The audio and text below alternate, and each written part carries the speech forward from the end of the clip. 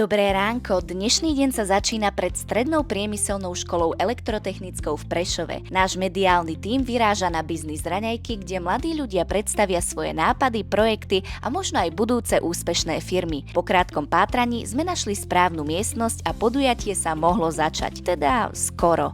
Najprv občerstvenie. My s Milickou sme stavili na osvedčený recept pohár koli. Po úvodných slovách a otvorení podujatia prišiel hlavný bod programu, prezentácie študentských projektov. A musíme povedať, že sme zostali príjemne prekvapené. Dozvedeli sme sa napríklad o projekte Outfit Lab, ktorý sa snaží bojovať proti textilnému odpadu a priniesť udržateľnejší prístup k móde. Tým Futurio predstavil platformu, ktorá má mladým ľuďom pomôcť zorientovať sa v školách, povolaniach a budúcej kariére. Veľký záujem vzbudil aj projekt ARB, inteligentný kôš na triedenie odpadu, ktorý je pripravený na využitie v praxi. Medzi prezentujúcimi bol aj Rehabot, aplikácia zameraná na personalizované tréningy a projekt Group Pocket, ktorý chce zjednodušiť správu spoločných financií v skupinách. Či už ide o technológie, šport, ekológiu alebo každodenný život, každý z tímov ukázal, že dobrý nápad môže vzniknúť aj na strednej škole. Skúška mikrofónov pred anketami s našimi mladými respondentmi môže vyzerať aj takto. Brm, brm, patapim. Trálero, trála. Tralalelo, tralala. Keď boli rozhovory natočené, prišla ďalšia dôležitá fáza – strihanie materiálu. Druhá časť podujatia patrila 8 tímom, ktoré síce nevystúpili na hlavnom pódiu,